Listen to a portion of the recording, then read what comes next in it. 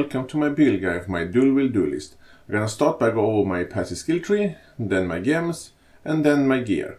If you have any questions about the build whatsoever, feel free to ask in the comments. So let's get started by taking a look at my passive skill tree. Starting as a duelist, obviously. I went for attack speed and physical damage in the beginning, then I went for armor evasion and life here. I went for master arena, nice life generation, some melee damage, melee range, and some nice chunk of strength. I have bravery, art of the gladiator, sorry, devilish, and then I have a special duel here called might and influence. I highly recommend getting this duel because when you have 40 dexterity in a radius, just keep one thing in mind when I say in a radius, it doesn't need to be allocated. So you don't have to take the dexterity inside this area here. You can see I have 1, 2, 3, 4. And it still applies because I don't need to take these two nodes here. You just need to be inside of the radius. Anyway, this duel give you a 20% chance that your main hand weapon deals double damage, which is really good. Also, your offhand weapon will splash damage around the target, so it will give you some nice AoE. And it will also give you a good chance to deal massive damage with your main hand weapon. It's overall a fantastic duel and I'm highly recommending it.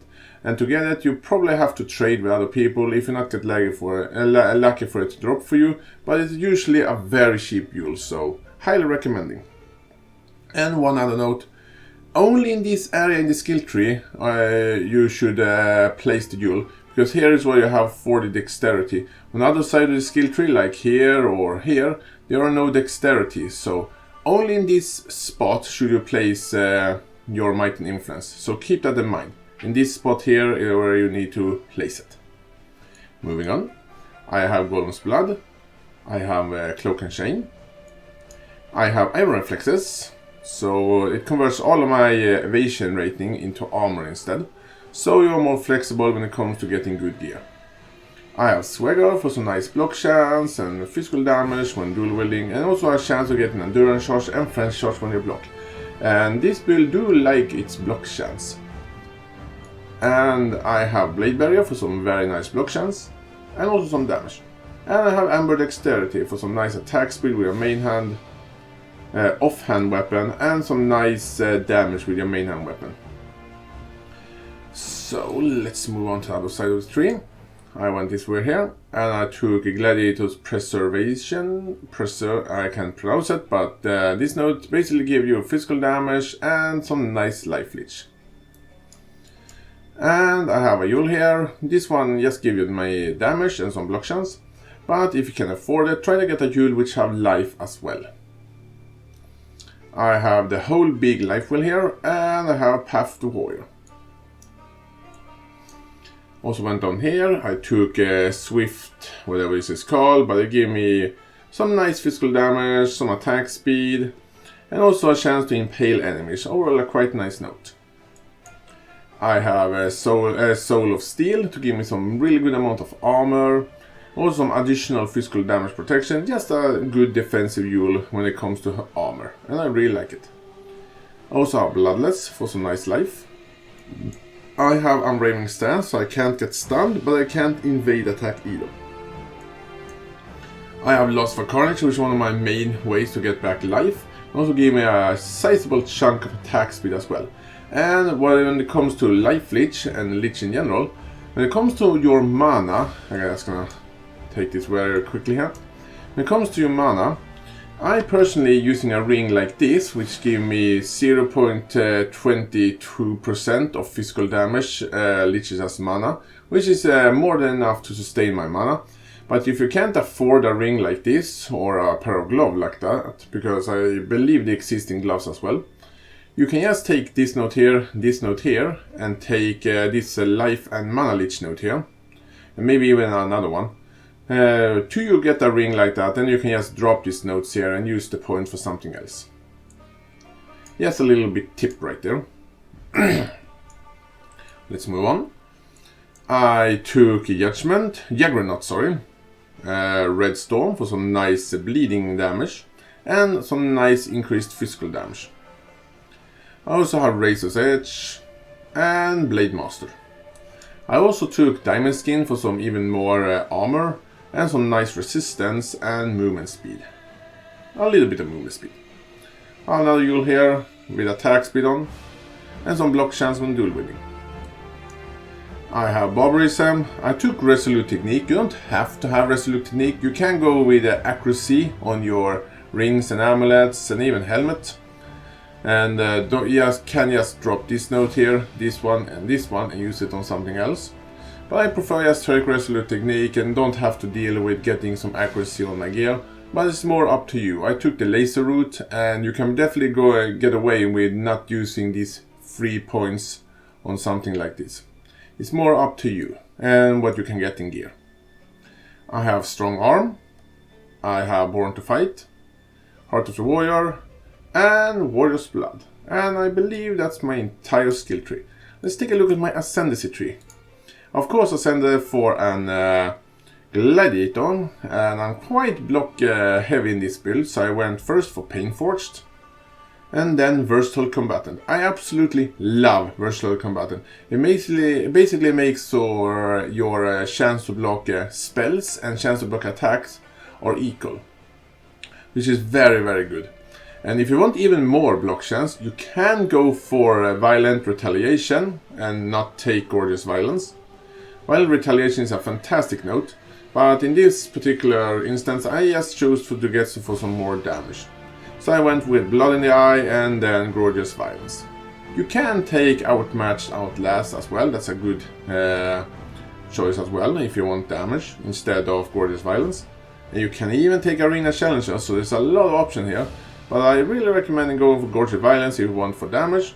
Or you can go for Violent Retaliation if you want some damage and even more survivability and block chance. It's more of a up to you what you prefer. Anyway, that is my Percy skill tree. If you have any questions about it, please let me know. So, let's take a look at my skill gems. I can start with my main damage skill, which is Dual Strike.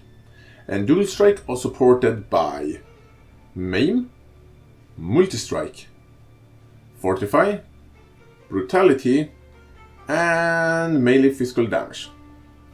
If you want some more AoE, you can switch out your Multi-Strike for melee splash. And also one important thing, when you're using Brutality, you cannot do chaos damage and you cannot do elemental damage. So when you're using Brutality, you're doing pure physical damage, but you can still make enemies bleed.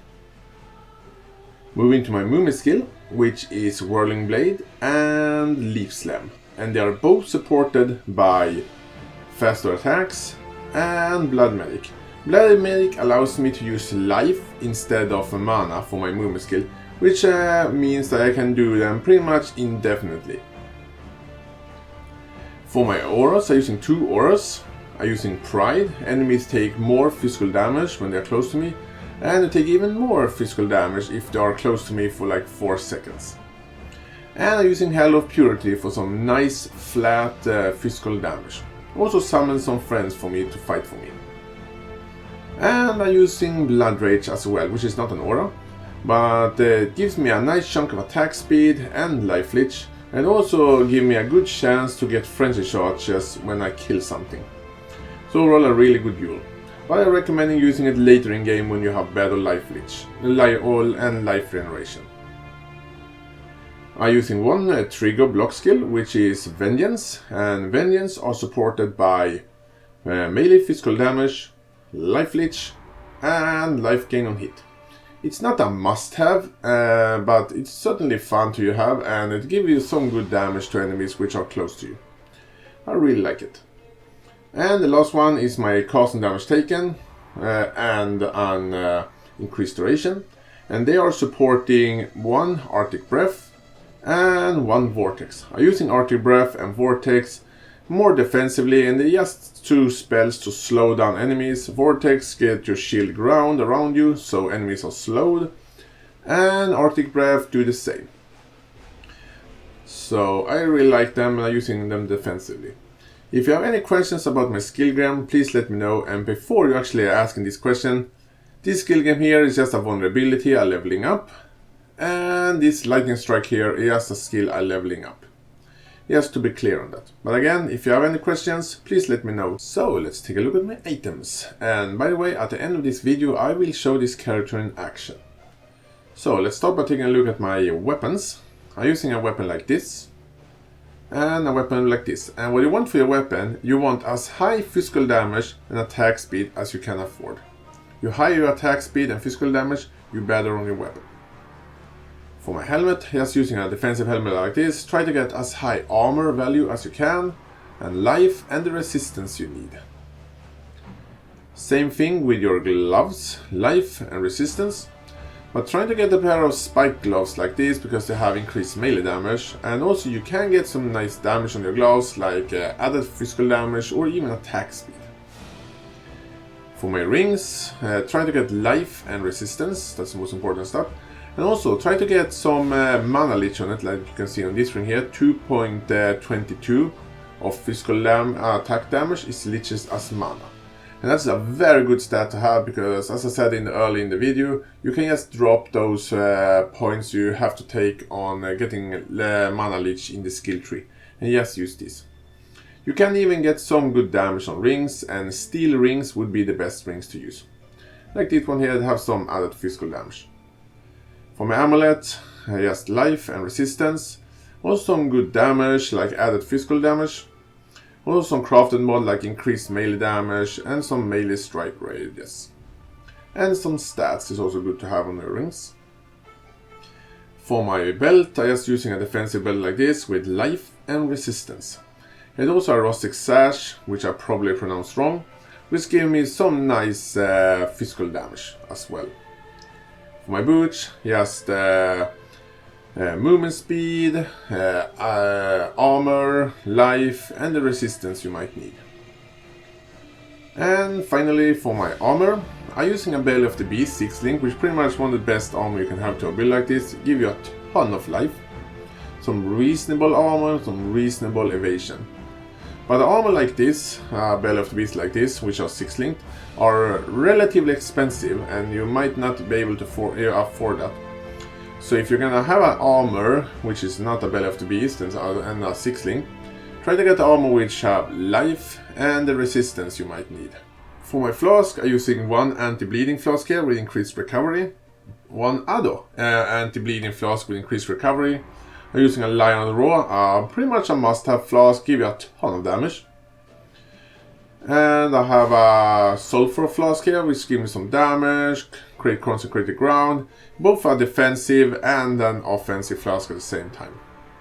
And I'm using a Basalt flask here for some nice protection and also some remove bleeding on it, because I don't like bleeding to get on me. And that's pretty much my gear. If you have any questions about my gear, please let me know. And at last, before I forgot it, when it comes to the bandits, either kill all of them and take the 2 passive skill points, or help Oak to get the physical damage reduction and life regeneration.